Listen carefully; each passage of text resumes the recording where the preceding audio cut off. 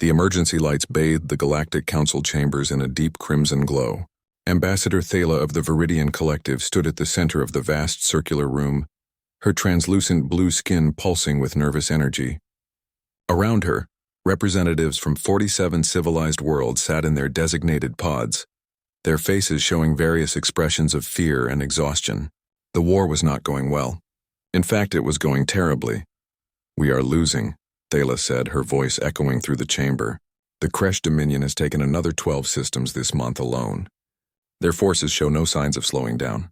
Our projections indicate that within 2 standard years they will reach the core worlds." A murmur of distress rippled through the assembly. The core worlds represented the heart of galactic civilization, home to over 3 trillion beings.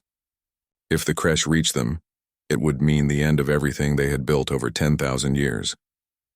Counselor Ven of the Tarkesh Federation stood up, his forearms gesturing in agitation. "We know the situation, Ambassador. Tell us something we don't know. Tell us how we can win." Thala took a deep breath. What she was about to propose would either save them all or destroy everything even faster. "There is one option we have not considered. One species with the military capability we need." "The Zharn?" someone called out. They already refused. "No," Thala said quietly. "The humans." The chamber fell into complete silence. For a long moment nobody spoke. Then the room erupted into chaos. Dozens of voices shouted at once, some in anger, others in disbelief, and a few in what sounded like genuine terror. Admiral Vess, the Council's supreme military commander, rose from his pod. His species, the Korthan, were known as the greatest warriors in the galaxy. Yet even they had been unable to stop the Kresh advance. His voice cut through the noise like a blade. "Absolutely not. This discussion is over," but Thala stood her ground. "Admiral, with respect, you don't have the authority to end this discussion. Only the full council can vote on proposals. You propose to unleash a species we locked away for good reason." Vess thundered. "Have you forgotten Kepler 442b? How could anyone forget? The incident had happened 150 years ago, but it remained burned into the collective memory of every spacefaring species. The Manarian people had been conducting routine mining operations on an uninhabited world in a remote system. They had followed all protocols, scanning for sentient life and finding none. The planet was barren, perfect for resource extraction. Then the humans had arrived. 3 ships, primitive by Council standards, had emerged from faster-than-light travel and immediately opened fire. The Manarians, being a peaceful species, had no weapons capable of defending against such aggression. They sent out distress signals, tried to communicate, attempted to surrender. The humans had ignored everything and continued their attack. By the time a council patrol arrived, 3,000 Manarians were dead. The human ships had fled back to their home system before they could be intercepted. The investigation that followed revealed the horrible truth. The humans had believed the Manarian mining operation was an invasion force. Their translation software had been faulty, and they had misinterpreted peaceful mining equipment as weapons. They thought they were defending a human colony that didn't even exist in that system.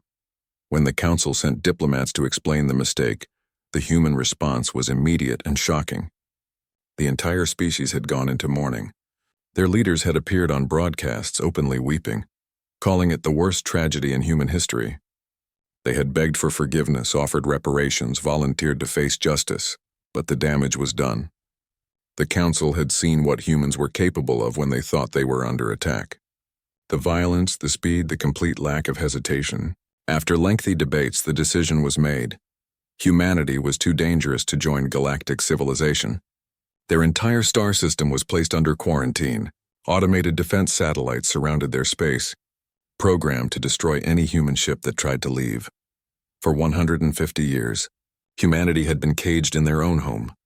"I remember Kepler 442b, Thala said quietly. "I also remember that the humans were acting on faulty information. They thought they were saving lives. They were wrong, and they have spent a century and a half paying for that mistake." "And now you want to let them out?" Counselor Resh of the Paline hegemony asked. "What happens when they decide we are the threat?" Thala activated the holographic display at the center of the chamber. Images appeared, showing the devastation the Kresh had wrought. Entire worlds reduced to ash, populations enslaved or slaughtered, Cities burning across hundreds of light years. This is what happens if we do nothing, she said. The Kresh don't make mistakes or feel regret. They exist only to conquer and consume. They will not stop until every free species is dead or enslaved. She paused, letting the images sink in. The humans might be dangerous. But right now we need dangerous. Admiral Vest shook his head. You don't understand what you're suggesting. We have not had direct contact with humanity for 150 years. We have no idea what they have become in that time. Actually, a new voice spoke up. We have some idea. Dr. Kale, the Council's chief xenopsychologist, moved to the center of the chamber. He was a small gray-skinned being from Nexus Prime, a species known for their analytical minds. I have been monitoring human transmissions for decades. It is true that we have not allowed physical contact, but their radio and quantum signals pass through our blockade. And what have you learned? Thala asked, though she suspected she already knew the answer. They are advancing at an unprecedented rate, Kyle said, bringing up new data on the holographic display. Their technology has progressed more in 150 years than most species achieve in 2000.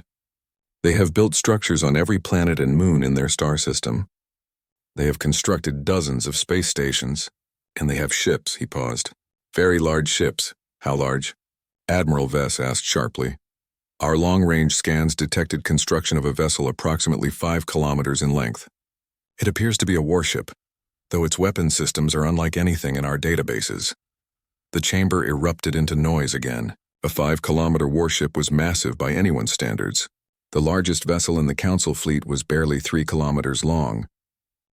They have been building weapons, Resh said accusingly. This proves they are planning an invasion. Or, Thala countered, they have been preparing to defend themselves. From their perspective, they are prisoners surrounded by automated weapons platforms. Would any of us not prepare for the possibility of conflict? This debate is pointless, Admiral Vess said. Even if we agree to contact them, why would they help us? We imprisoned them. They have every reason to hate us. Thala had thought about this question for months, because that is what humans do.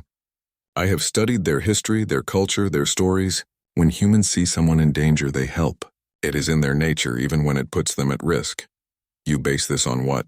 Their entertainment transmissions? Resh scoffed. I base it on their actions, Thala replied. After Kepler 442b, they could have fought back against our quarantine. They had the numbers and the determination. Instead, they accepted their punishment. They retreated to their home system and stayed there, even though it went against every expansionist instinct their species possesses. She looked around the chamber. They chose peace over freedom because they believed they had done wrong. What other species would make that choice? The debate continued for hours. Some council members argued passionately for contacting humanity. Others insisted it was too dangerous. A few suggested that the threat of the Kresh was preferable to the risk of unleashing humanity on the galaxy. Finally, after what felt like an eternity, the vote was called. Each representative entered their decision into their console. The results were tallied by the central computer. The motion passed by a margin of 3 votes. Thala felt her hearts racing. They were really going to do this. They were going to open the cage. Admiral Vess stood once more. If we are truly doing this insane thing, then we do it properly. I will craft the message myself. We will offer humanity a seat on this council in exchange for their military assistance. We will acknowledge our role in their isolation, and we will make it absolutely clear that any aggression against council members will result in the combined might of all our forces responding. Agreed, Thala said. She knew Vess was trying to maintain some control over the situation. She didn't blame him. What they were about to do terrified her too. Over the next several days, the message was composed, debated, and revised countless times. It needed to convey respect, urgency, and hope while also establishing boundaries. Finally, it was ready. A small unarmed ship was dispatched to the edge of the Sol system, the human home. It broadcast the message on all known human frequencies, then waited at a safe distance from the quarantined satellites. The message was simple. People of Earth, the Galactic Council acknowledges that we have kept you isolated for 150 years. We acknowledge this was a harsh punishment for a tragic mistake. Now the galaxy faces a threat that endangers all free species. The Kresh Dominion is conquering the known worlds, and we are losing. We ask for your help. In return, we offer you what should have been yours long ago: a place among the stars and a seat on this council. If you agree to help us, send a representative to the following coordinates. We will be waiting. The envoy ship sent the transmission and then jumped back to council space. Now came the hardest part, waiting for a response. Days passed with no word from humanity. Some council members began to suggest that perhaps the humans had all died, or perhaps they had advanced so far that they no longer cared about galactic affairs. Thala refused to believe it. She had spent too many years studying humans to think they would ignore such a plea. On the 7th day, a response came. It was not a long message. It was not diplomatic or flowery. It was transmitted in every major language of the galaxy. Perfect translations with no errors. A single word. Acknowledged.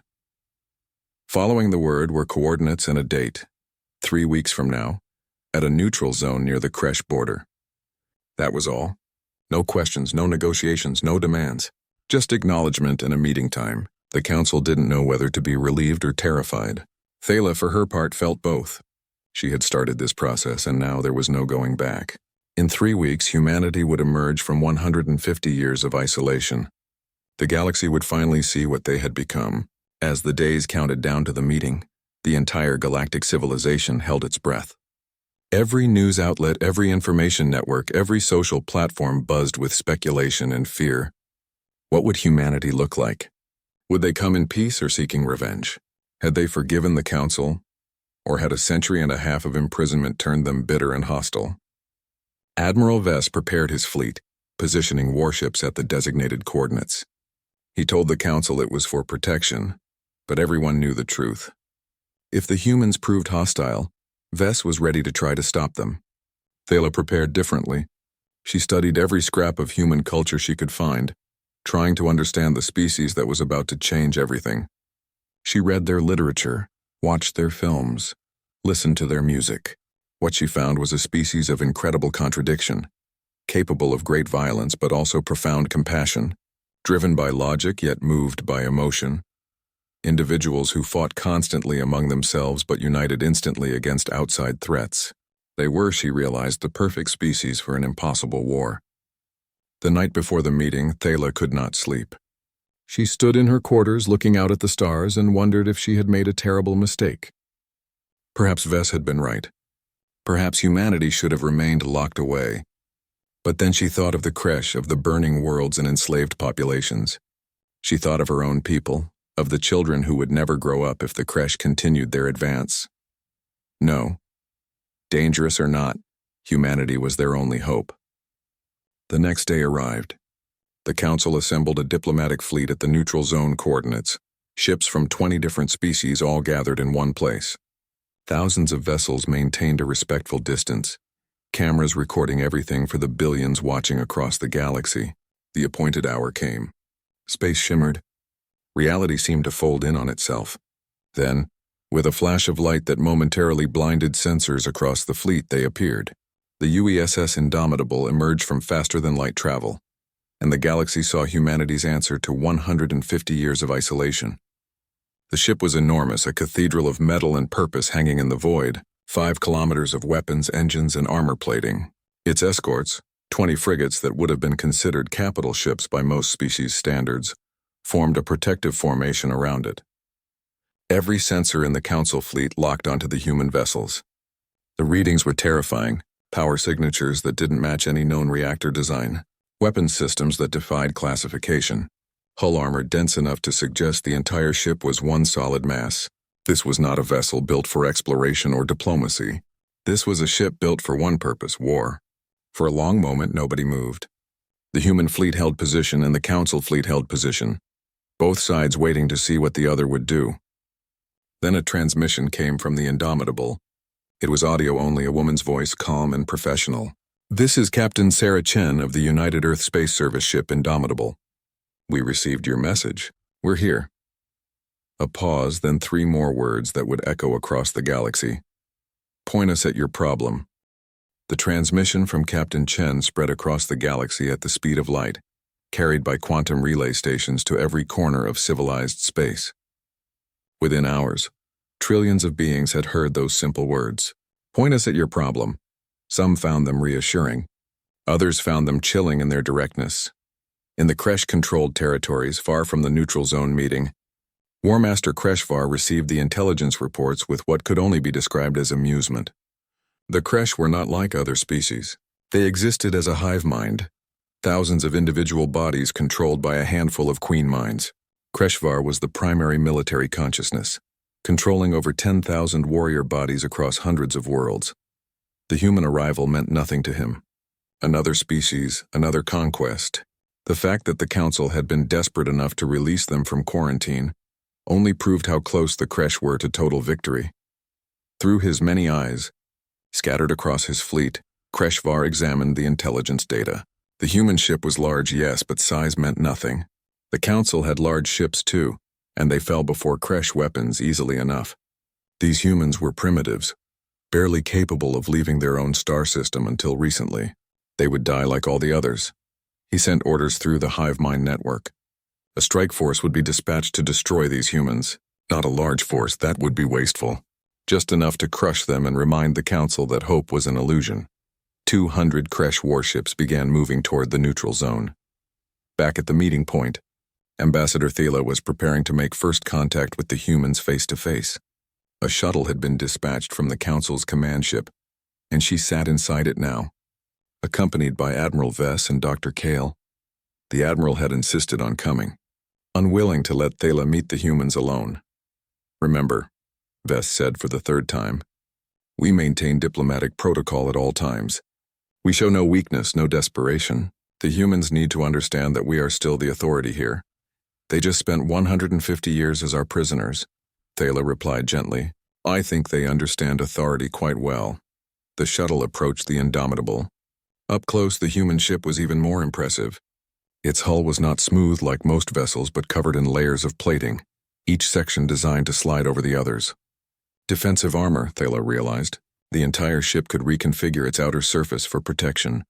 Weapons ports dotted the hull like the scales of some massive predator. Some she recognized as energy weapons, but others were completely unfamiliar. There were tubes that might be missile launchers, rails that could be projectile weapons, and strange crystalline structures that defied identification. "They put everything into weapons," Vess muttered. "This is not a ship built by a peaceful species. This is a ship built by a species that was locked in a cage for a century and a half," Dr. Kale corrected. "They prepared for the day they would need to fight their way out." The shuttle received docking permission and was guided into one of the Indomitable's landing bays. As they descended, Thala could see dozens of smaller craft already docked, fighters, bombers, dropships, and vehicles she couldn't identify. The shuttle touched down with a soft thump. The airlock cycled and the door opened. The delegation stepped out into a landing bay that was purely functional. No decoration, no artwork, nothing but equipment and purpose. Human crew members moved around them, all wearing identical dark blue uniforms. They moved with efficiency and discipline, paying the aliens no more attention than necessary. A woman approached them. She was tall for a human, with dark hair pulled back severely and eyes that took in everything with a calculating gaze. She wore more decorations on her uniform than the others. "Ambassador Thala, Admiral Vess, Dr. Kale," she said, her translator rendering her words perfectly. "I'm Captain Sarah Chen. Welcome aboard the Indomitable." Thala studied the human carefully. Captain Chen looked young by galactic standards, probably no more than 40 standard years old. But there was something in her eyes, a hardness that spoke of difficult decisions made and burdens carried. "Captain Chen," Thala responded, "thank you for answering our call. We know we are asking much of your people. You're asking us to fight your war," Chen said bluntly. "Let's not pretend it's anything else. Come with me. We have much to discuss." She led them through the ship's corridors. Everything was wider than necessary for humans alone, and Thala realized with a start that the ship had been built with alien allies in mind. How long had humanity been planning for this day? They entered a conference room where a holographic display showed the current state of the galaxy. Red zones marked Kresh-controlled space spreading like a cancer across the map. Blue zones showed the Council's territories shrinking month by month. "We've been monitoring your war," Chen said without preamble. "Our long-range sensors can see through your blockade, even if our ships couldn't pass it. We've watched the Kresh advance for the past 20 years. "Then you know what we face," Vess said. "The Kresh are unlike any enemy the Council has encountered. They cannot be reasoned with, cannot be deterred. They exist only to conquer. We've encountered similar species in Earth's history, Chen replied. Different circumstances, but the same basic problem. An enemy that doesn't stop until it's destroyed. She tapped a control and the display zoomed in on a Kresh battle formation. I need you to tell me everything about them. Biology, psychology, tactics, weaknesses, everything. For the next several hours, the council representatives briefed Captain Chen on the Kresh threat. They explained the hive mind structure, the regenerative biology that made Kresh warriors incredibly difficult to kill, the overwhelming numbers they could bring to bear. They showed footage of previous battles, highlighting the tactics that had failed. Chen listened to all of it without interrupting, her expression never changing. When they finished, she was quiet for a long moment. They're not unbeatable, she finally said. Different, yes. Dangerous, absolutely, but not unbeatable. With respect, Captain, Vess said. The Council's combined fleets have been unable to stop them. What makes you think humans can do better? Chen's expression hardened. Because we've spent 150 years preparing for the worst-case scenario. We've wargamed every possible conflict. We've built weapons designed to fight enemies we pray we'll never meet. And most importantly, she leaned forward. We know what it means to be desperate. When your people locked us in our home system, you gave us a choice. Accept extinction when our resources ran out, or find a way to survive. We chose survival. Before anyone could respond, an alert sounded through the ship. Chen tapped her communication device. Report. Captain, sensors detect 200 Kresh warships entering the neutral zone. They're on an intercept course. To 30 minutes, Thala felt her blood run cold. They're attacking already? They must have been monitoring our transmissions. Of course they were, Chen said calmly. We expected this. She turned to her officers. Battle stations. All hands prepare for combat. Launch all fighters and establish defensive formation Delta 7. Captain, Vess stood up, his warrior instincts taking over. My fleet can support you. We should coordinate our— No, Chen interrupted. With respect, Admiral, your fleet stays back. This is our introduction to the galaxy. Let us handle it our way. 200 Kresh warships against 1 human battleship and 20 escorts? Vess couldn't keep the disbelief from his voice. That's suicide. Chen smiled, and for the first time Thala saw something predatory in that expression. Admiral, I appreciate your concern, but humans didn't survive 150 years of isolation by being cautious. We'll handle the Kresh, you and your fleet watch and learn. The delegation was escorted to an observation deck where they could see the battle through reinforced windows and holographic displays. All around them, human crew members moved with practiced precision. There was no panic, no fear, just cold professional determination. Through the windows, they could see the Kresh fleet approaching. 200 warships, each one a massive vessel bristling with bioweapons and regenerative armor. Against them, the Indomitable and its escorts looked hopelessly outnumbered. Captain Chen is brave, Thala said quietly to Dr. Kale. But I fear this will end badly. The Kresh will destroy them, and we will have sent another species to die for our mistakes. Dr. Kale was studying the human crew around them. I'm not so sure. Look at them, Ambassador. Do they seem worried? It was true. The humans showed no signs of concern. If anything, there was an eagerness to their movements, a sense of anticipation. The Kresh fleet entered weapons range.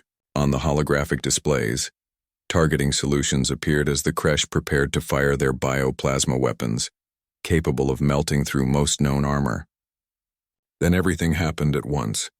The Indomitable didn't wait to be attacked. Instead, it accelerated directly toward the Kresh formation, at speeds that shouldn't have been possible for a ship its size. The escorts scattered in different directions, too fast for Kresh targeting systems to track. The human battleship opened fire. What emerged from the Indomitable's weapons was unlike anything the Council had ever seen. Streams of solid metal projectiles launched at incredible velocities. Moving so fast they appeared as continuous lines of light. These weren't energy weapons that could be dispersed by Kresh regenerative armor. These were solid objects moving at a significant fraction of light speed, carrying kinetic energy that no amount of biological healing could resist. The first salvo from the Indomitable tore through 12 Kresh warships. The projectiles didn't just penetrate the hulls, they went completely through the ships and hit vessels behind them. The Kresh regenerative armor, designed to heal from energy weapon damage, was simply obliterated by the kinetic impact. But the railguns were just the beginning. The human escorts had circled around the Kresh formation, and now they opened fire with their own weapons. Missiles streaked across space, but these weren't simple explosives. When they impacted crash vessels, they released clouds of some kind of chemical agent. Everywhere the clouds touched, crash armor stopped regenerating, turning brittle and dead. "What is that?" Vess demanded. One of the human officers answered without looking up from her station.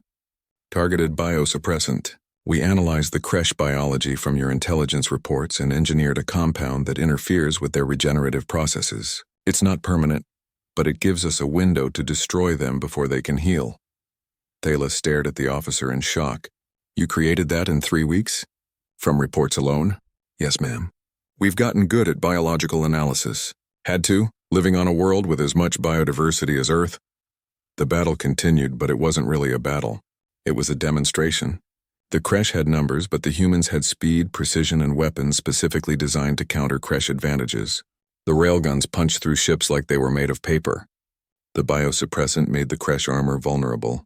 And when Kresh fighters tried to swarm the human vessels, point defense systems cut them down with streams of hyper-velocity projectiles. The Indomitable charged straight through the center of the Kresh formation, its armor plating sliding and reconfiguring to deflect incoming fire.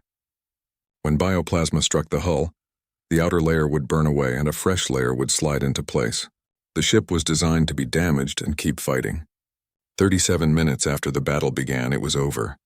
Not a single Kresh vessel remained functional.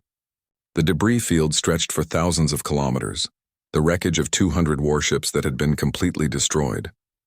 The human fleet reformed, returning to its position near the Council ships. The Indomitable had taken damage, sections of its hull scarred and burned, but it was still fully operational. None of the human ships had been destroyed. Not one. In the observation deck, nobody spoke. Thala, Vess, and Kale stood in stunned silence, trying to process what they had just witnessed.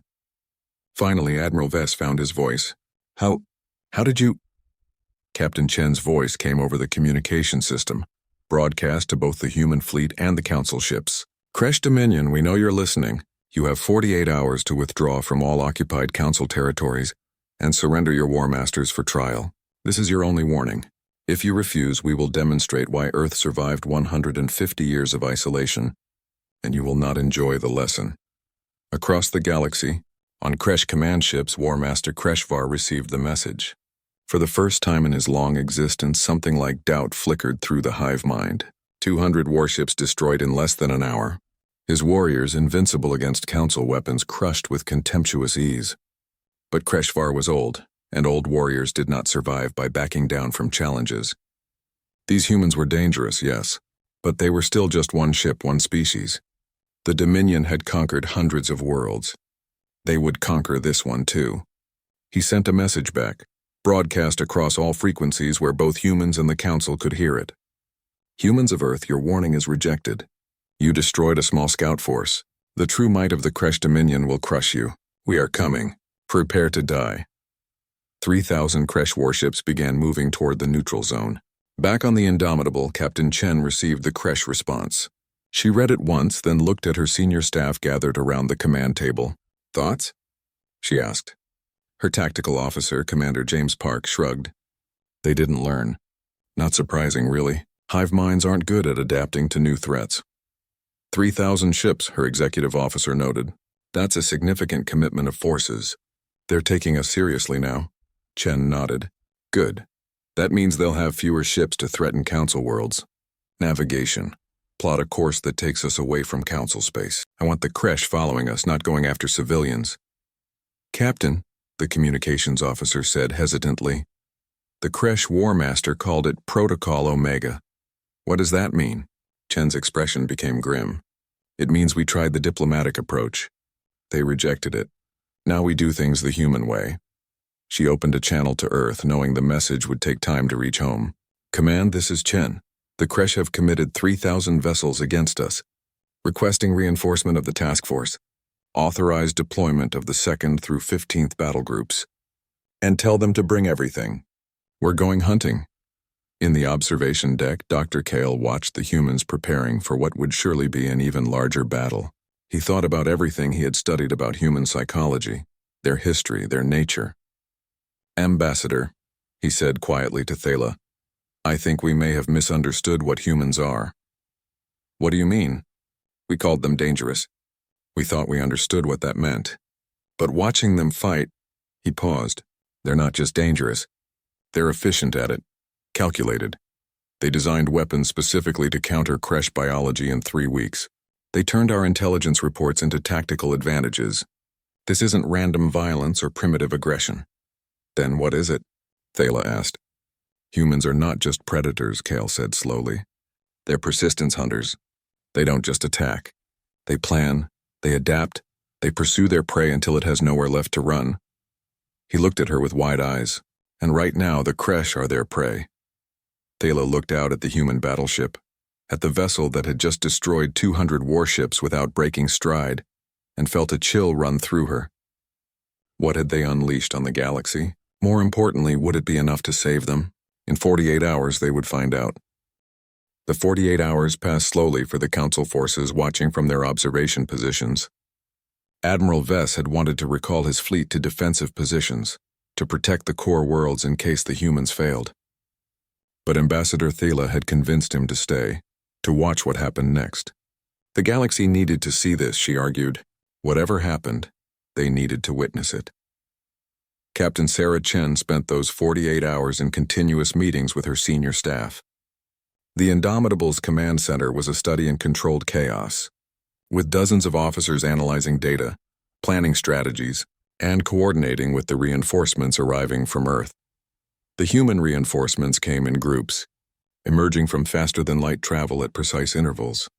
First came the second and third battle groups, each containing 3 battleships and supporting vessels. Then the 4th through 7th arrived together, a massive show of force that made even the confident human crew members feel a surge of pride. By the time the deadline expired, 15 human battleships floated in formation near the neutral zone, supported by over 300 frigates, destroyers, and support craft. It was the largest fleet humanity had ever assembled, representing nearly every major warship Earth possessed. Against the 3,000 Kresh vessels approaching, it still looked hopelessly outnumbered. The ratio was 50-1. Dr. Kale had been given permission to remain on the Indomitable, and he spent the waiting period studying the humans around him. He noticed patterns in their behavior, small details that revealed much about their psychology. They prepared for battle with ritual precision. Some listened to music, others exercised. A few wrote messages to loved ones back home. They checked and rechecked their equipment not from nervousness but from discipline. These were people who had trained their entire lives for moments like this. What struck Kale most was their lack of bravado. There was no boasting, no aggressive displays. They simply did their jobs with quiet competence. It reminded him of documentaries he had seen about Earth predators, silent, focused, waiting for the perfect moment to strike. When the Kresh fleet finally arrived, it was a sight that would have broken the spirit of any Council military commander.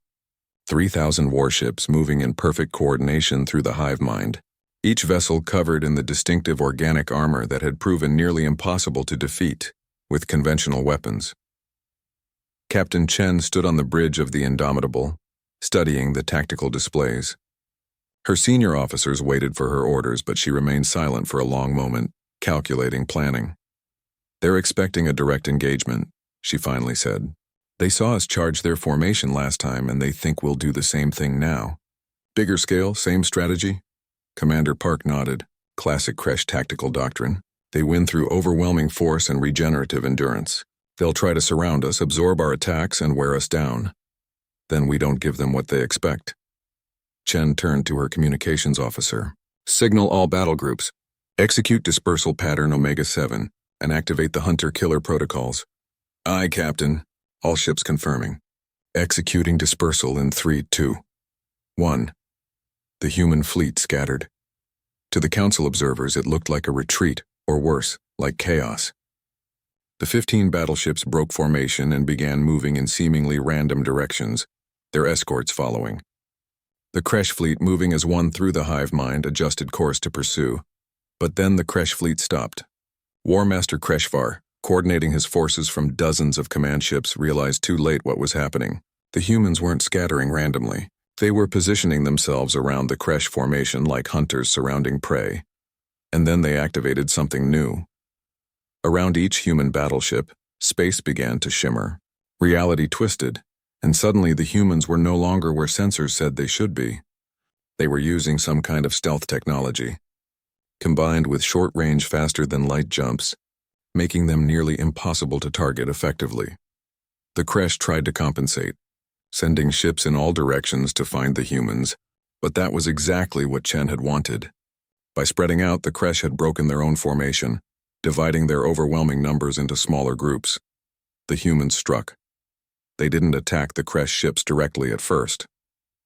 Instead, they targeted the supply vessels, the command ships, the logistics infrastructure that kept 3,000 warships operational. Human strike teams using fast frigates and bombers hit targets across the Kresh formation with surgical precision. In Earth's military history, there was a term for this kind of warfare: asymmetric combat. When facing a superior force, you didn't fight on their terms. You changed the rules of engagement entirely. A Kresh supply depot hidden in an asteroid field exploded as human missiles struck its fuel stores. 3 Kresh command vessels, coordinating ship movements through the hive mind, were destroyed by long-range railgun fire before they even knew they were under attack. A repair station where damaged Kresh ships went to regenerate was reduced to debris by a concentrated bombardment.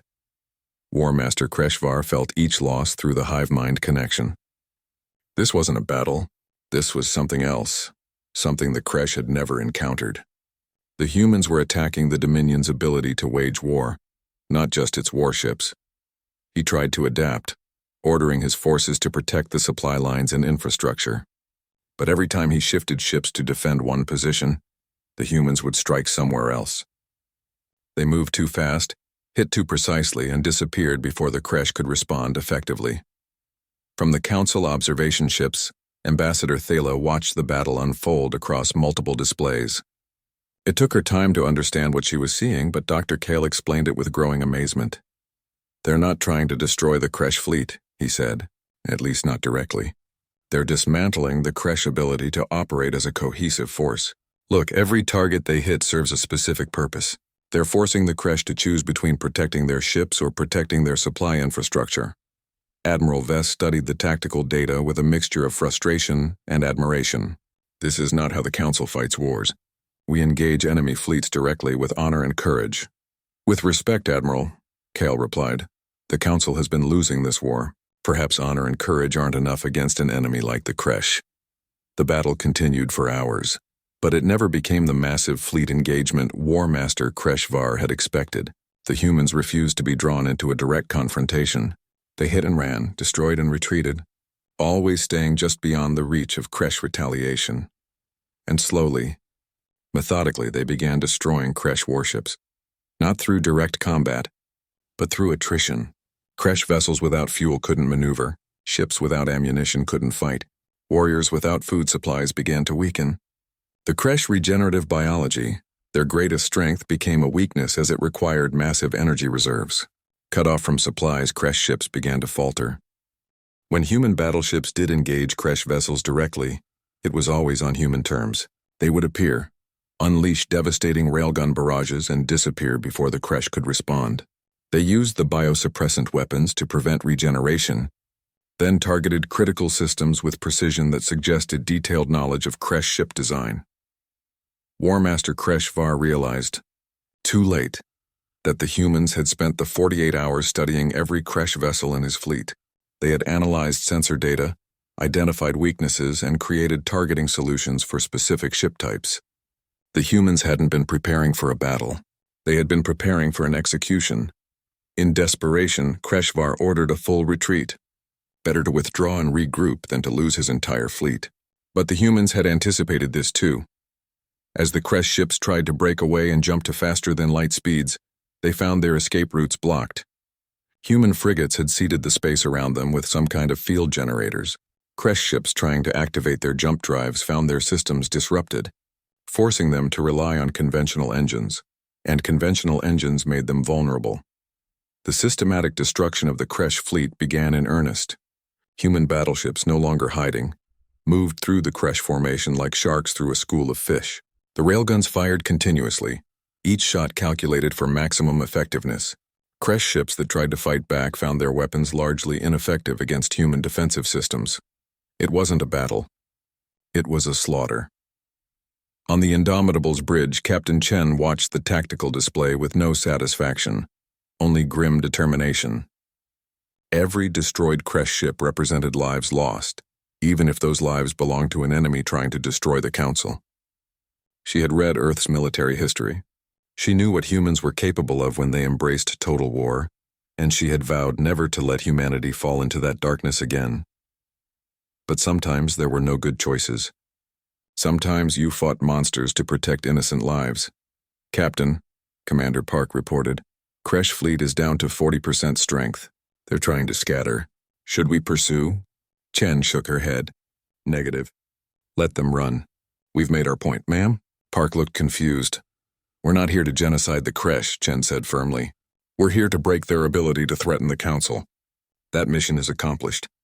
Let the survivors return to their war master and tell him what happened here. She opened a channel to the fleeing Kresh vessels. Kresh Dominion, you have witnessed what happens when you threaten species under human protection. Withdraw from all occupied territories. Release all prisoners and slaves. Dismantle your invasion fleets. If you do this, we will leave you alone. If you refuse, she paused, we will visit every Kresh world, every station, every outpost, and we will teach you what it means to face Earth when Earth is angry.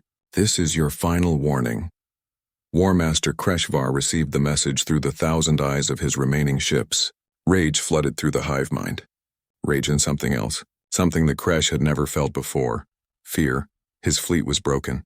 1,800 ships destroyed, supply lines shattered, and the humans had done it with minimal losses to their own forces. Only 2 human frigates had been destroyed, and even those had been recovered and their crews rescued before the ships were completely destroyed. Kreshvar had been a war master for 300 standard years. He had conquered 40 species. He had never in all that time encountered an enemy that fought like this. The Council fought with honor and valor, which made them predictable. Other species fought with desperation, which made them vulnerable. But humans fought with cold calculation. They studied their enemies, found weaknesses, and exploited them with ruthless efficiency. They weren't stronger than the Kresh, they weren't more numerous. They were simply better at warfare. For the first time in Kresh history, War Master Kreshvar made a decision that shocked the entire hive mind. He ordered a general withdrawal from the border regions, pulling his forces back to regroup and reassess. The message spread across the galaxy faster than light itself. The Kresh Dominion, undefeated for centuries, had retreated. On Council worlds across thousands of light years being celebrated in the streets. The impossible had happened. The tide of the war had turned. But on the Indomitable, Captain Chen felt no urge to celebrate. She stood in her ready room looking at casualty reports. 2 frigates destroyed meant 90 human crew members dead. 90 people who had left Earth to help save the galaxy and would never return home. A chime at her door interrupted her thoughts. Come in. Ambassador Thala entered, accompanied by Dr. Kale. The Viridian diplomat looked exhausted but relieved. Captain Chen, I wanted to thank you personally. What you've done today will haunt me for the rest of my life, Chen interrupted quietly. We destroyed 1,800 ships, Ambassador. Even if the Kresh are hive-minded, that's thousands, maybe tens of thousands of individual deaths. Thala was silent for a moment. I understand. War takes a toll on those who wage it even when it's necessary. Is it necessary, though? Chen asked. Or could we have found another way? Dr. Kale spoke up. Captain, I have studied human psychology extensively. I know your species struggles with the violence you're capable of. But I want you to understand something. He pulled up a holographic display showing Kresh-occupied worlds. These are the planets the Kresh conquered in the last year. Billions of beings enslaved or killed. The Kresh don't take prisoners for prisoner exchanges. They don't have peace negotiations. They exist to dominate and consume. I know, Chen said. I've read the reports. Then you also know that every day you delayed would have meant more deaths. More worlds conquered. More families torn apart. Kale met her eyes. You saved lives today, Captain. Perhaps not in the way that feels comfortable, but you saved them nonetheless. Chen nodded slowly. I hope you're right, Doctor. Because if we're wrong about this, if there was a better way and we missed it... She trailed off. There wasn't, Ambassador Thala said firmly. The Council has been trying to find a peaceful solution for 20 years. The Kresh don't want peace. They want conquest. You gave them something they've never experienced. Defeat. Maybe that will make them reconsider their path. A communication chime sounded. Chen activated it and Commander Park's face appeared. Captain, we're receiving multiple transmissions from Kresh-occupied worlds. The populations are uprising. With the Kresh forces in retreat, the conquered species are fighting back. Chen felt something loosen in her chest. Coordinate with Council forces. Get relief supplies and medical aid to those worlds as fast as possible. And Park? Make sure our people know we're liberators now, not conquerors. Every interaction with the freed populations matters. We're showing the galaxy what humanity stands for. Understood, Captain. And ma'am, the crew wanted me to tell you something. They're proud to serve under your command.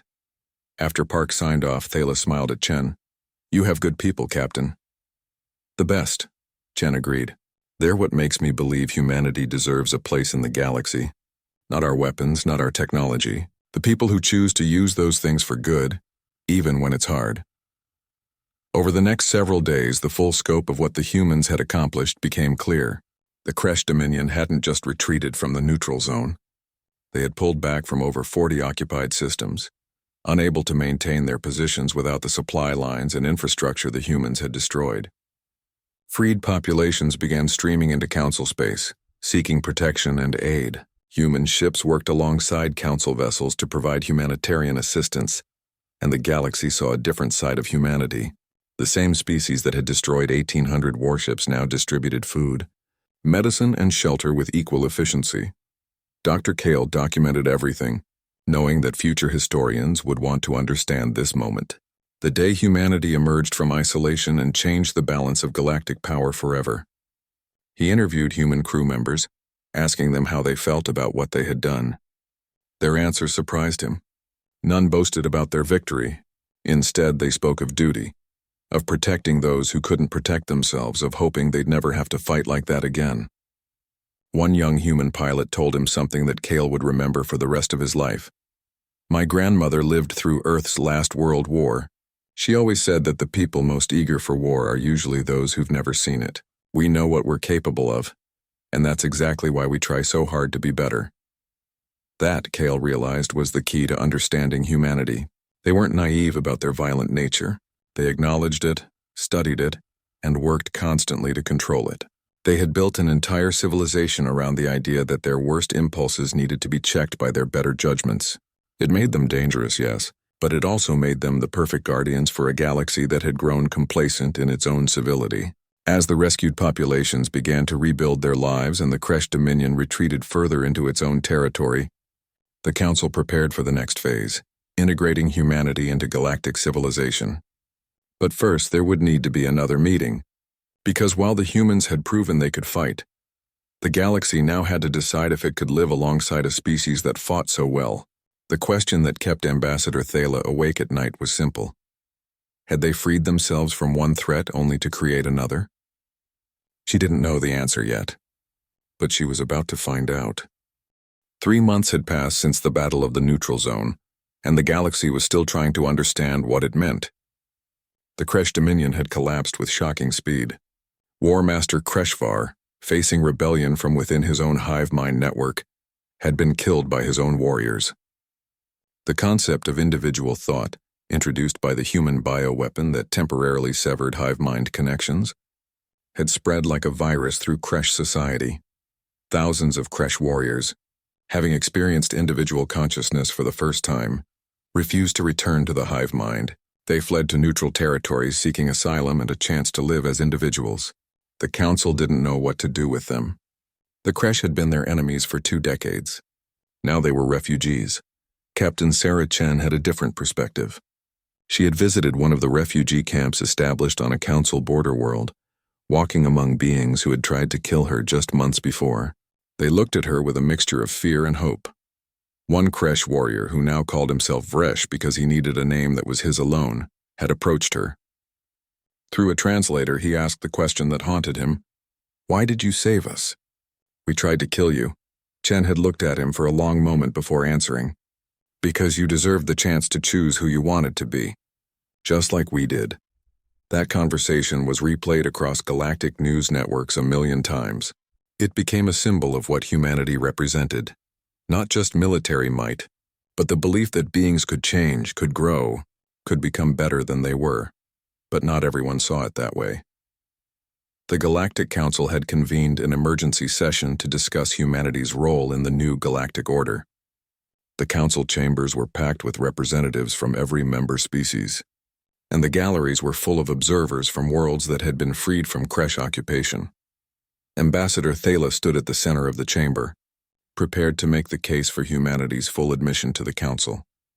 She had spent weeks preparing her arguments, gathering support, building alliances, but she knew it wouldn't be easy. Fear was a powerful motivator, and many species feared humanity even more than they had feared the Kresh. Councillor Resh of the Paline hegemony was the first to speak against the proposal.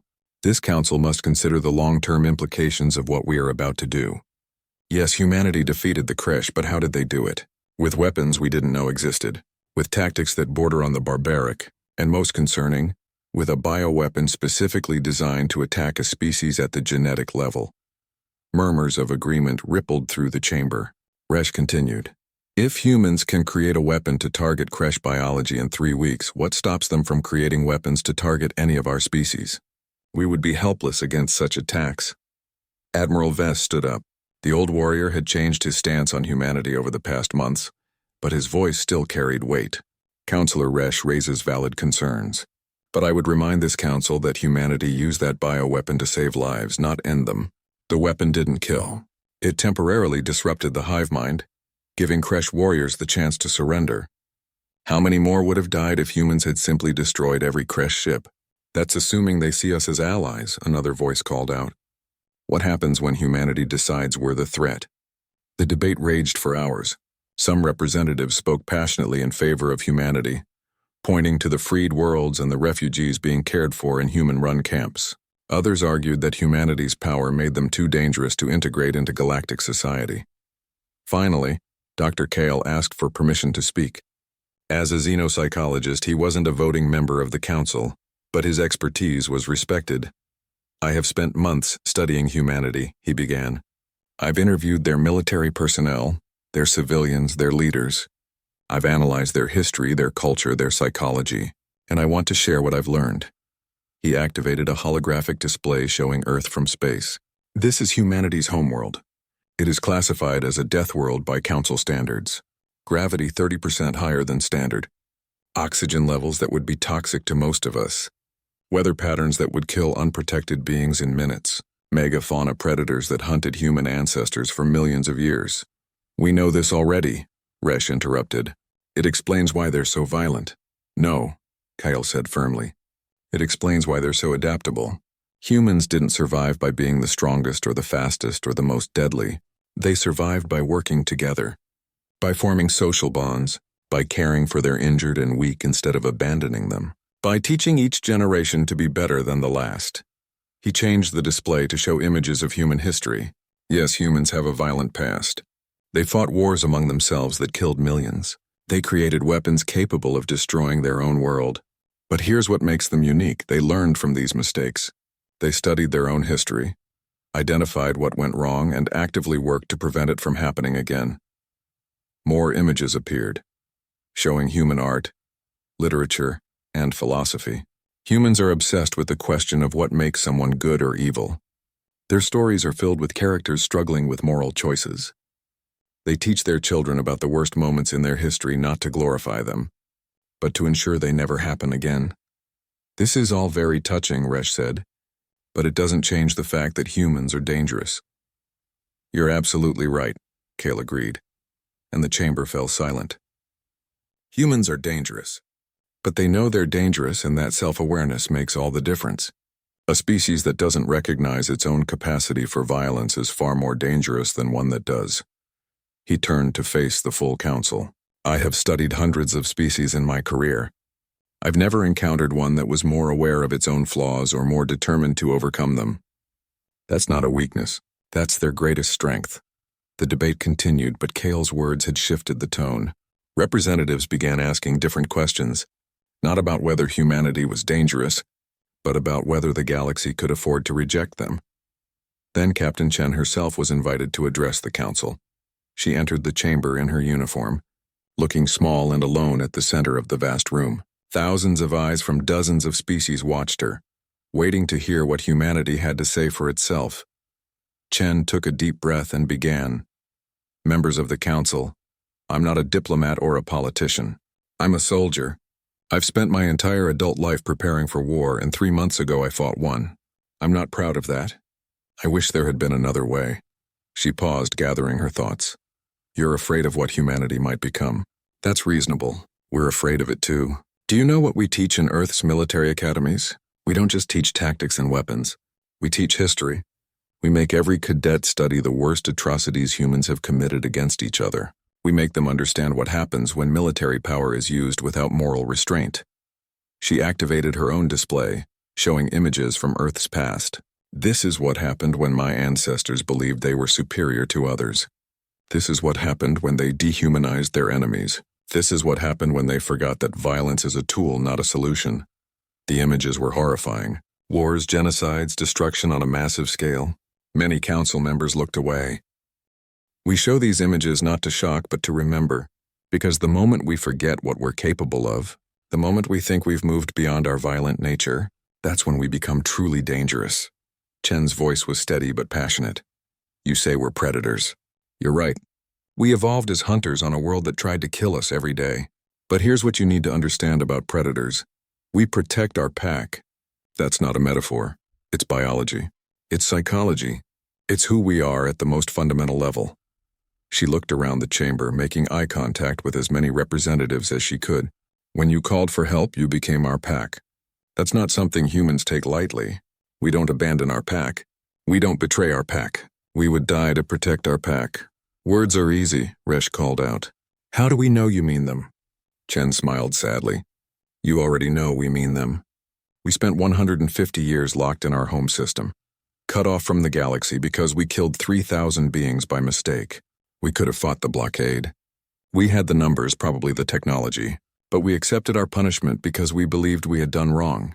She pulled up data showing human action since the war began. In the past 3 months, we've provided humanitarian aid to 47 worlds. We've treated over 1 million refugees, including former Kresh warriors who tried to kill us. We've shared our medical technology freely. We've asked for nothing in return except the chance to be part of something larger than ourselves. The chamber was quiet now. Chen continued, You want guarantees that we won't become a threat. I can't give you that. No species can promise they'll never do wrong. But I can promise you this. We will always try to be better than we were yesterday. We will always question our own actions. We will always remember that power without responsibility is just tyranny. She took a step forward. The Kresh thought they were superior to everyone else. That's why they conquered without mercy. Why they enslaved without guilt. They never questioned whether they were right. We question it every day. That's the difference between a species that becomes a threat and one that becomes a guardian. When Chen finished speaking, the chamber remained silent for a long moment. Then Ambassador Thala stood up. I propose we take a vote on humanity's admission to the Galactic Council. All in favor? The vote was cast electronically, each representative entering their decision. The wait was excruciating. Chen stood alone in the center of the chamber, knowing that her words might not have been enough. The results appeared on the main display. Humanity's admission to the Galactic Council passed by a margin of 63%. It wasn't unanimous, but it was enough. Relief flooded through Chen, though she kept her expression neutral. Earth now had a voice in galactic affairs. They were no longer prisoners. They were partners, but the vote came with conditions. Humanity would be required to share their military technology with the Council. They would participate in joint defense operations. They would submit to regular inspections to ensure they weren't developing weapons of mass destruction. Chen accepted all the conditions without hesitation. Transparency was a small price to pay for trust. As the council session ended and representatives began filing out, Dr. Kale approached Chen. That was quite a speech. Captain, I just told the truth, Chen replied. Humans are dangerous, but we're trying to be good dangerous, if that makes sense. It makes perfect sense, Kale said. I've been studying species for 40 years, Captain. I've seen countless civilizations rise and fall. Do you know what separates the ones that endure from the ones that destroy themselves? Chen shook her head.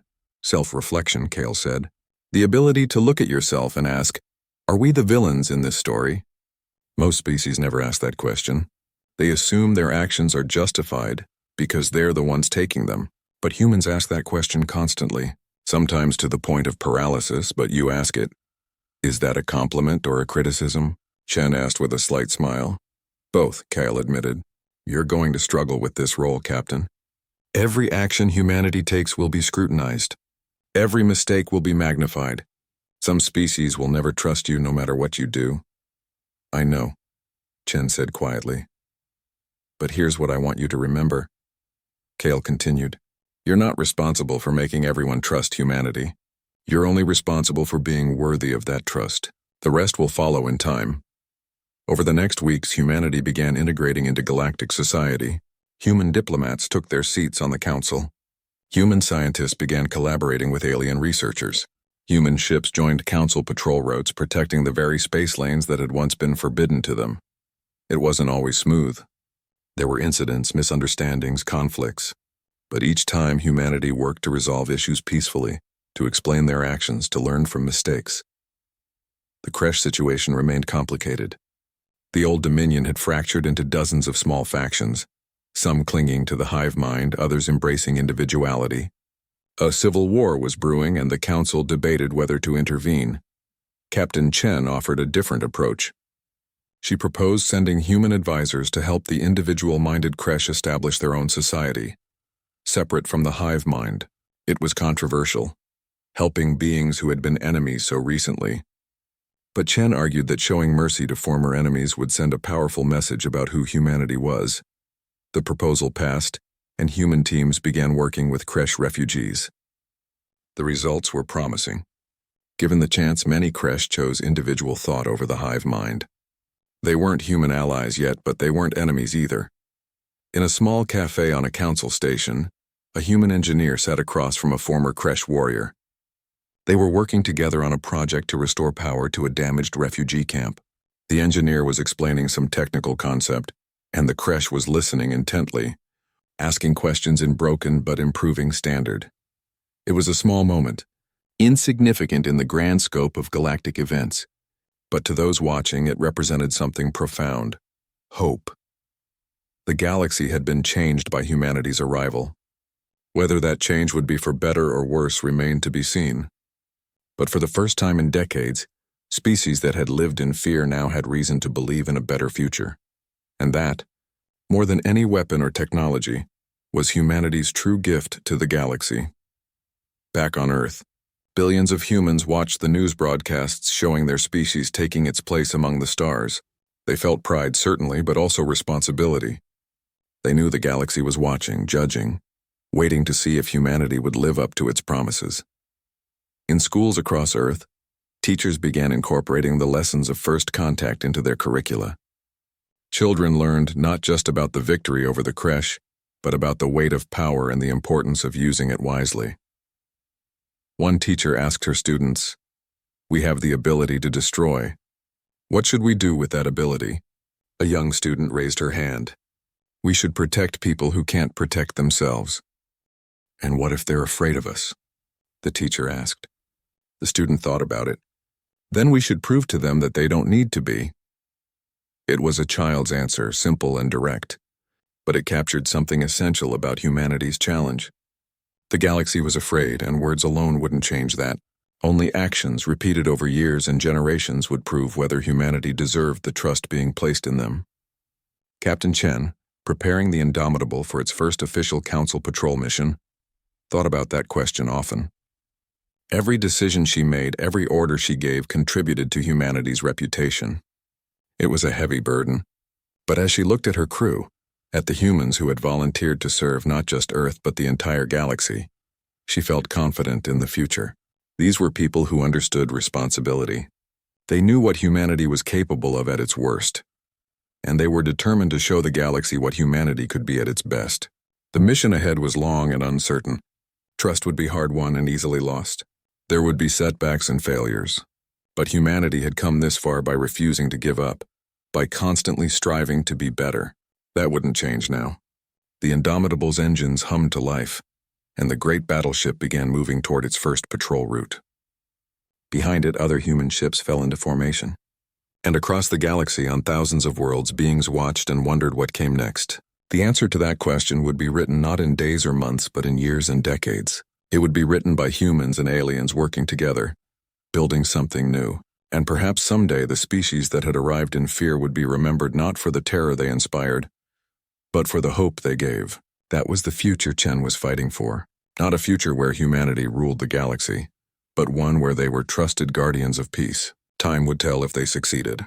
The council chambers looked different now, 6 months after humanity had been admitted as a full member. The architecture was the same, the vast circular room with its countless viewing pods arranged in tiers, but the atmosphere had changed. There was less fear in the air, though wariness remained. Ambassador Thala stood at her usual position, but today she wasn't alone. Captain Sarah Chen stood beside her, no longer as a guest but as Earth's official military representative to the Council. It was a role that had been created specifically for humanity, acknowledging that their military capabilities set them apart from other member species.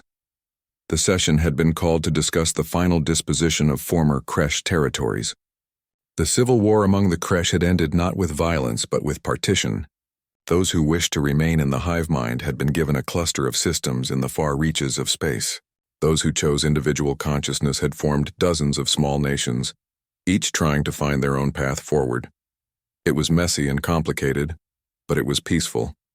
That was what mattered. Admiral Vess stood to give his report. The old warrior looked tired but satisfied. The last Kresh military installation has been decommissioned. All prisoner camps have been emptied. The beings who were enslaved by the Dominion are being repatriated to their homeworlds or, if those worlds were destroyed, given refuge on council planets willing to accept them. He paused, looking directly at Chen. This would not have been possible without human assistance. Your species has provided transport, medical care, counseling services, and material support beyond what we had any right to ask. On behalf of the council military, I thank you. Coming from Vess, who had once opposed humanity's inclusion so strongly, the words carried weight. Chen nodded in acknowledgement but didn't speak. She had learned that sometimes silence served better than words. Councillor Resch, who had also opposed humanity initially, stood next. To everyone's surprise, his tone was conciliatory. I owe this council and humanity an apology. I allowed fear to cloud my judgment.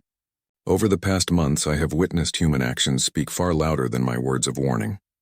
The Pauline hegemony wishes to formally propose a joint research initiative with Earth, focusing on medical technology. Murmurs of surprise rippled through the chamber.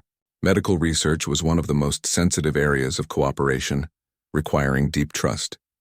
For Resch to propose it meant his perspective had genuinely shifted. Chen glanced at Thala, who gave a small nod of encouragement. The hegemony's proposal honors us, Chen said carefully. Earth would be pleased to participate. We've learned much from our own medical challenges, and sharing that knowledge seems only fair. What she didn't say, but everyone understood, was that humanity's medical advances had come from living on a world that constantly tried to kill them. Their medicines were often more effective than those developed on gentler worlds, simply because human biology had to be tougher to survive. The session continued with various proposals and discussions, but the real work happened afterward, in the informal meetings that took place in corridors and observation lounges. It was there that genuine relationships were built, where trust was earned one conversation at a time. Dr. Kale found Chen in one such lounge, looking out at the stars through a massive viewing window. The council station orbited a neutron star, and the view was spectacular, reality itself seeming to bend around the dense stellar remnant. You look thoughtful, Captain, Kyle observed. Chen smiled, just thinking about how much has changed. 6 months ago, I was preparing to possibly fight my way out of the Sol system if first contact went badly. Now I'm attending council sessions and negotiating research agreements. Do you miss the certainty of combat? Kale asked. I've noticed that many soldiers struggle with peace. War, for all its horrors, is simple. Peace is complicated. I don't miss combat, Chen said firmly. But you're right about the complexity. In battle, you know who the enemy is. In peace, everyone's motivations are more complicated. Allies can become problems and former enemies can become partners. She gestured toward the stars. Out there, somewhere, are the Kresh who chose to stay in the hive mind. We didn't destroy them. We gave them space to exist. Some people back on Earth think that was a mistake, that we should have eliminated the threat completely. What do you think? Kale asked. I think that if we had destroyed them completely, we would have become the very thing we fought against. The Kresh conquered because they believed they were superior, that other species didn't deserve to exist on their own terms. If we had done the same to them, we would have just been another empire wearing a different flag. Kyle nodded slowly. You understand that choosing mercy doesn't guarantee safety. The hive mind Kresh might attack again someday. I know, Chen acknowledged, but safety isn't the only value worth protecting. If we sacrifice every other principle for safety, what are we keeping safe? Just our physical existence? That's not enough. We need to be worthy of survival. You sound like a philosopher, not a soldier, Kale observed with amusement. Every good soldier becomes a philosopher eventually, Chen replied, usually after seeing too much death. You start asking why, and that leads to bigger questions. Their conversation was interrupted by a priority alert on Chen's communication device. She checked it and her expression became serious. I need to go. There's a situation developing.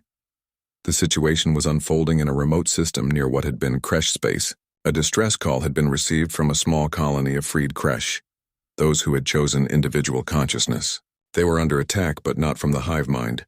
The attackers were from a council species, the Terran collective, who had suffered greatly under Kresh occupation.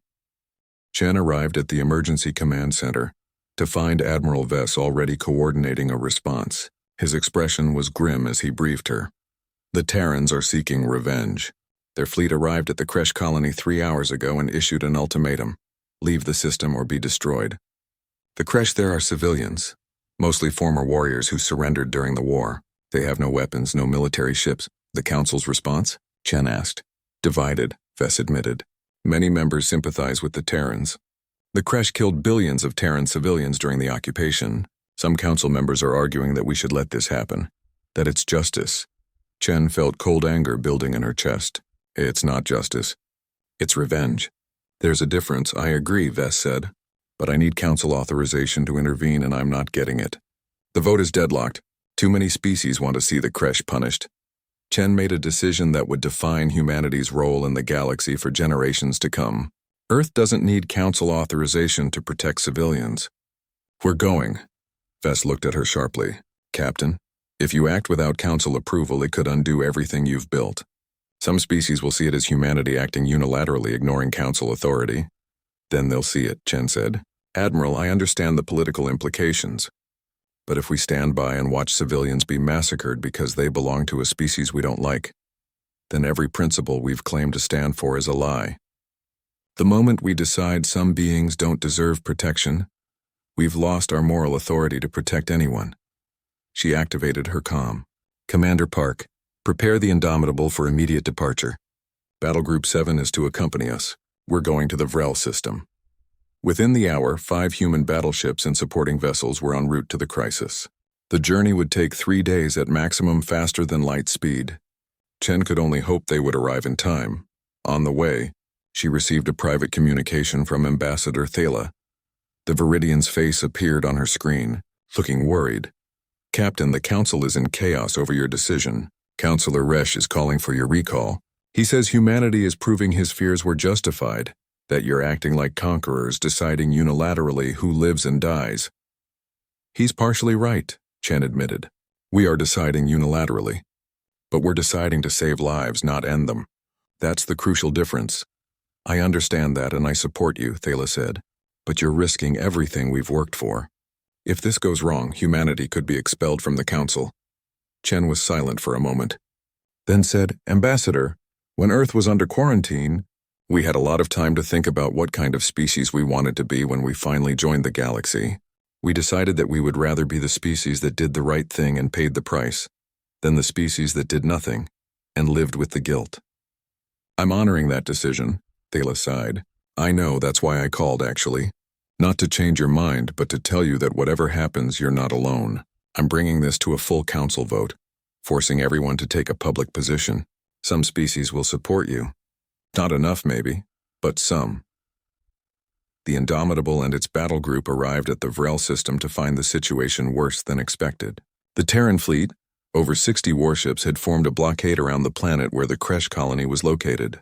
They weren't firing yet, but their weapons were charged and ready. Chen opened a channel to the Terran fleet commander. "This is Captain Sarah Chen of the United Earth Space Service. I'm asking you to stand down.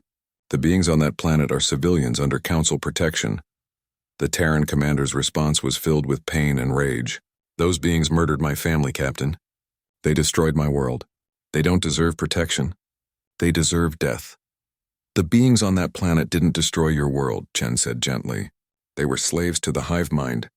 They had no choice in what they did. They were still Kresh. Their hands still killed my people." Chen understood the Terran's anger. She had read the reports of what the Kresh had done during the occupation. Entire cities burned. Children used as slave labor. "It was horrific beyond words, I know," she said quietly. "I know what they did. I know what you lost. And I'm not asking you to forgive them, but I am asking you not to become like them. The Kresh killed civilians because they saw entire species as enemies. If you kill these civilians because they're Kresh, you're doing the same thing. Don't lecture me about morality," the Terran commander shouted. "You're human. Your species has never suffered occupation. You don't know what it's like." Chen's expression became very still. "You're wrong. Humans have experienced occupation, slavery, and genocide. We've done it to each other throughout our history.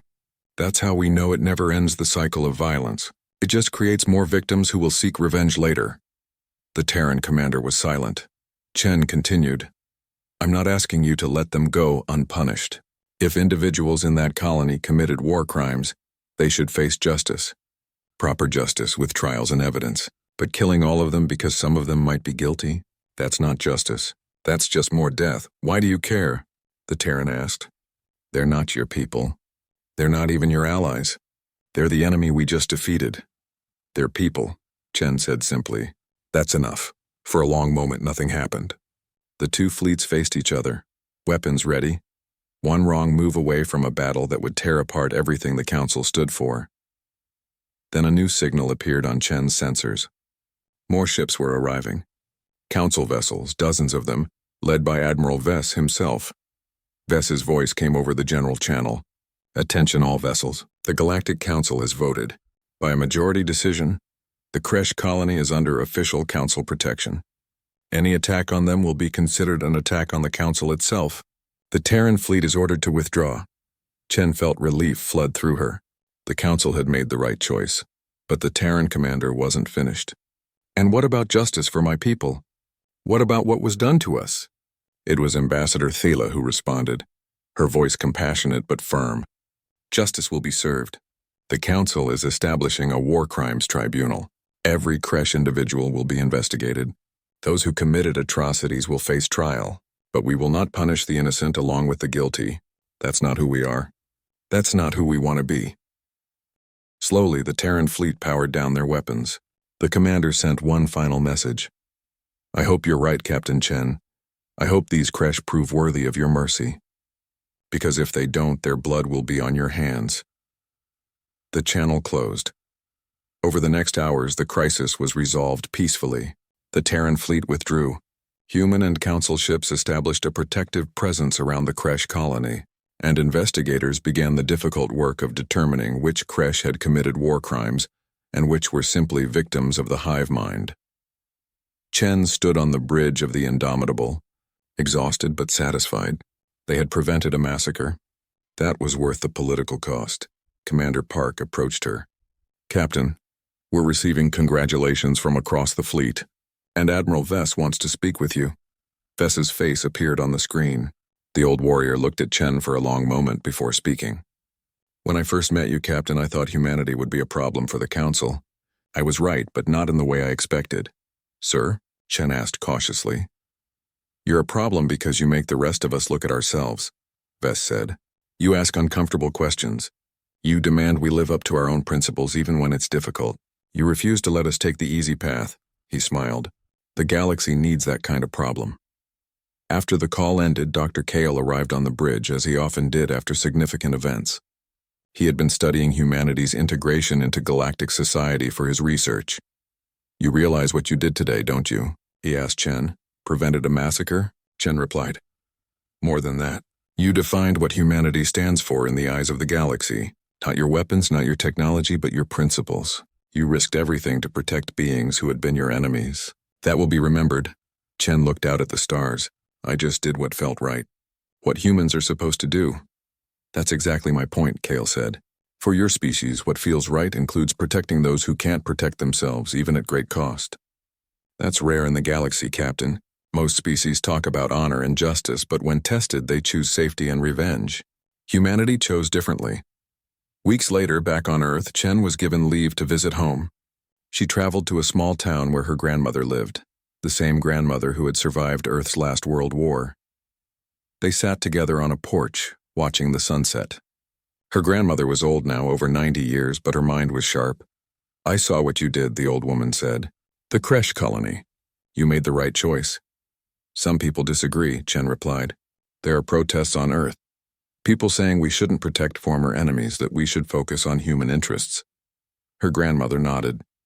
There will always be people who are afraid, who want to build walls and protect only their own. But that's not who we are. That's not who we decided to be after the wars. How did you survive it? Chen asked. The war, the horrors. How did you come out of it still believing people could be good? The old woman thought about it. I survived because I saw both the worst and the best of humanity. I saw people commit atrocities, but I also saw people risk their lives to save strangers. I saw enemies become friends. I saw that people could change, could grow, could choose to be better. She looked at her granddaughter. You're proof of that. You grew up in a world that learned from its mistakes. You're better than we were. I hope so, Chen said quietly. You are, her grandmother assured her. But you'll be tested. Again and again. There will be times when doing the right thing seems impossible. When everyone tells you to choose the easy path, that's when you'll discover what you're really made of. Those words stayed with Chen as she returned to duty. The creche situation had been resolved without further violence, but it had exposed deep divisions within the council. Some species fully supported humanity's intervention.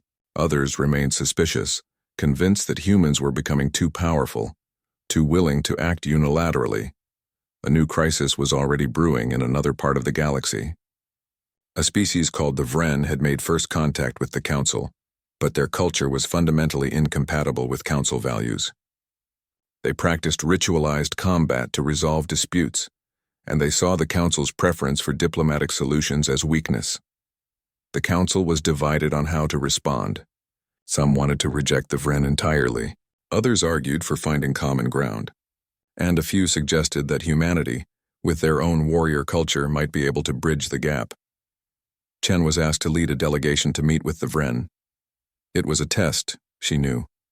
Could humanity serve as mediators, using their understanding of both violence and restraint to find solutions others couldn't see?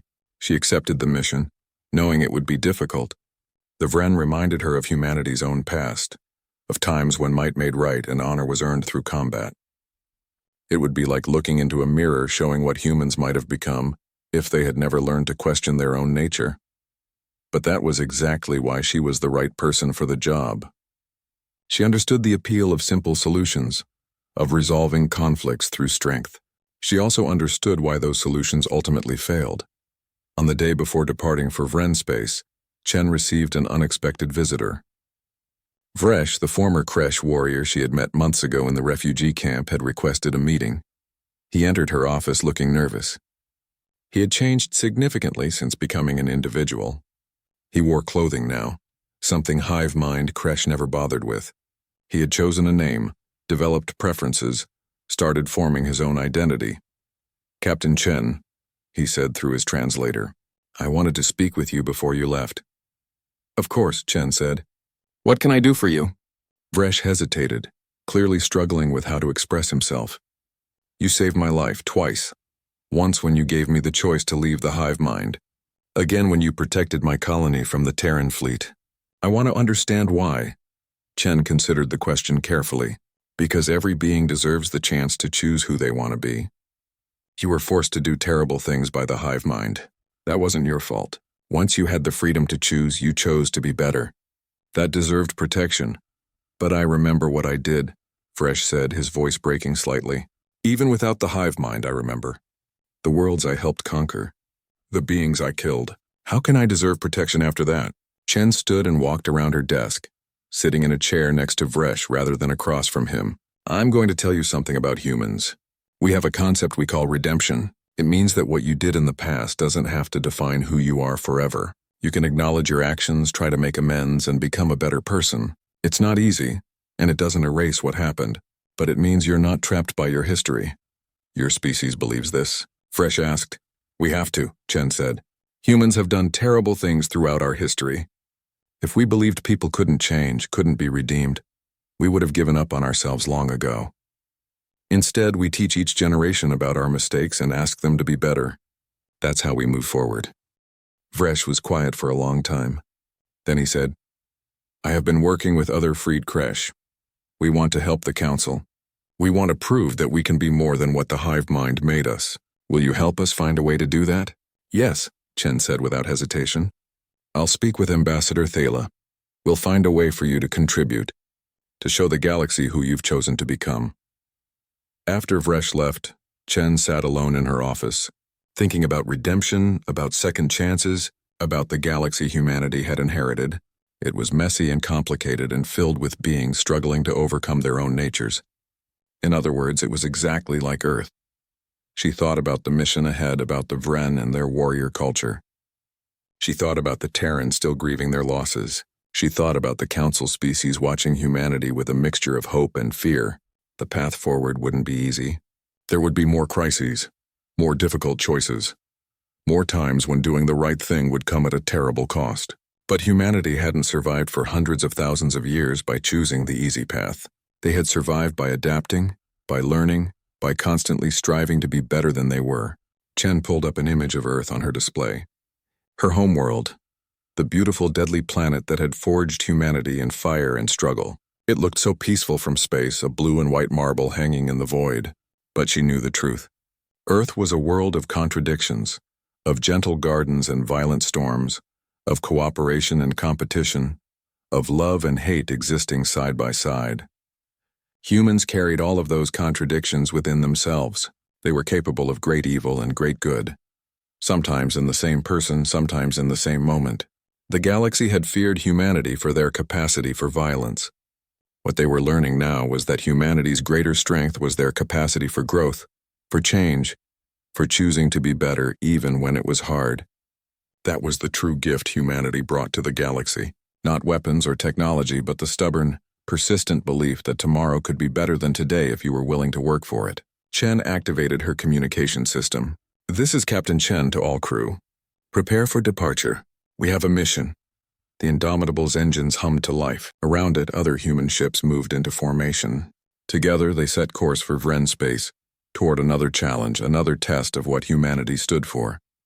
Behind them, Earth continued its slow rotation, its billions of inhabitants going about their lives.